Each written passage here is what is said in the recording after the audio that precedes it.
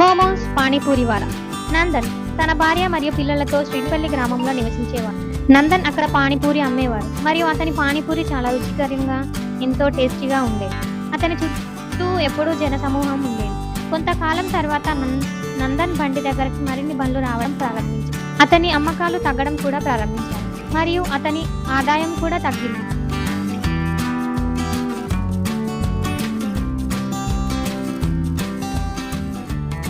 నందన్ ఎల్లప్పుడూ ఆందోళన చెందుతూ ఉండేవాడు.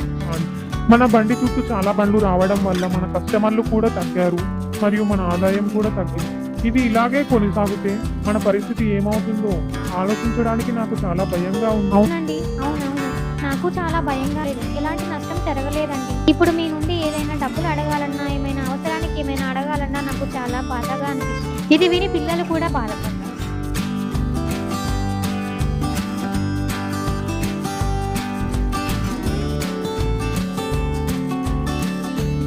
ఒకరోజు నందన్ కుమారుడైన వాళ్ళ టీచర్ ఆర్ట్స్ కాంపిటీషన్ ఉందని పిల్లలకు చెప్పింది.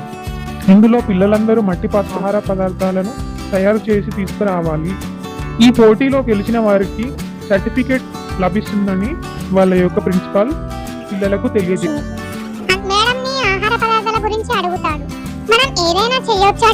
నందన్ కొడుకు తన పేరును కూడా ఇచ్చాడు.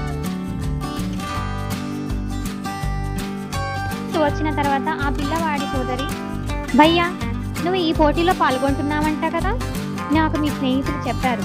నువ్వేం చేయబోతున్నావో నాకు చెప్పు. నేను గోల్గప్పా చేస్తే ఎలా ఉంటుంది సోదరి?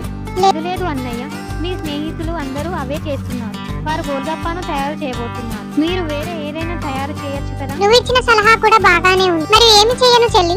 తయారు చేస్తారు కదా, దీనిని గురించి చాలా మందికి తెలియదు అన్నయ్య. అవునవును, నాకు తెలుసు మోములను తయారు. నీ ఆలోచన బాగుంది చెల్లి. మట్టి నుండి కొన్ని మోములను తయారు చేసి వాటిని తెల్ల రంగు పెయింట్ తో చేస్తాడు.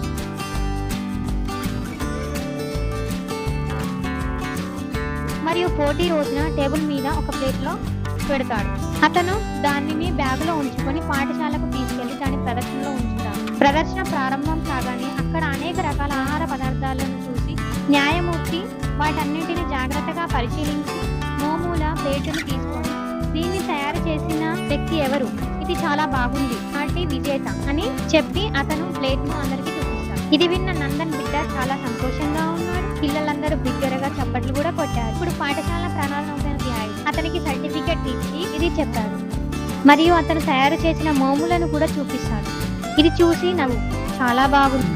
నీకు ఎవరు చెప్పారు ఈ ఐడియా? ఇంత బాగా నీకు సర్టిఫికెట్ లభించింది కుమార, ఇందుకు చాలా నాకు సంతోషంగా అనిపిస్తుంది. ఇది అంతా నా చెల్లి చెప్పింది నాన్న. చెల్లికి చెప్పండి మీరు కృతజ్ఞతలు. చెల్లి ఈ సలహా ఇవ్వడం వల్లనే నాకు ఈ రోజు సర్టిఫికెట్ లభించింది మరియు మనకు గొప్ప ప్రశంసలు దక్కాయి. కావున ప్రతిదీ మన చెల్లకే చెందాలి. చాలా బాగుంది నీ ఆలోచన బిడ్డ. తండ్రి, మీ వ్యాపారం కూడా బాగా జరగడం లేదు. మీరు ఎల్లప్పుడూ ఆందోళన చెందవలసిన నా దగ్గర ఉంది. చెప్పమ్మా. ఏదైనా రుచి కోరుకుంటున్నారు. మనం ఏదైనా కొత్తగా మోములను తయారు చేసి ప్రజలకు వడ్డిస్తే వారు వాటిని చాలా ఇష్టంగా తింటారమ్మా. అవును, కొంతమందికి మోములు నచ్చవు కదా, కానీ పానీపూరి స్టైల్లో భిన్నంగా ఉంటుంది కదా మమ్మీ. అవునవును, కాబట్టి ప్రజలు ఎల్లప్పుడూ వేరే రుచిని కోరుకుంటారు, కాబట్టి వారు ఖచ్చితంగా తింటారు. చాలా సంతోషంగా ఉన్నాడు మరియు అతను రాగు. మోములను తయారు చేయడం ఎలా అమ్మా? దానిలో పెద్ద విషయమేమి లేదండి, నాకు తెలుసు. నేను నీకు నేర్పుతాను, లేకపోతే నేను నీతో వచ్చి చేస్తాను. ఎలా తయారు చేయాలో నేర్పారు. నందన్ మోమోలు మరియు పానీపూరి చేసిన తర్వాత తన దుకాణాలలో కొత్త బోర్డును కూడా అమర్చాడు. ఇద్దరు కలిసి ప్రజలకు మోమోలు వడ్డిస్తారు. అతని భార్య మోమోలు తయారు చేస్తుంది మరియు నందన్ వాటిని పానీపూరిలో ముంచి జనాలకు వడ్డిస్తారు. ఈ రుచి కొంచెం భిన్నంగా ఉంది. ప్రజలు కూడా దీన్ని ఇష్టపడ్డారు. మోమోలు మరియు పానీపూరి వ్యాపారం చందన్ జీవితాన్ని మార్చేసింది. చందన్ దాని నుండి చాలా డబ్బులు సంపాదించాడు. అతను మంచి మొత్తంలో డబ్బులు సంపాదించి ఒక బంగ్లా మరియు బ్యాంక్ బ్యాలెన్స్ కూడా సంపాదించాడు. వారి జీవనం ఎంతో సుఖమయంగా కొనసాగింది.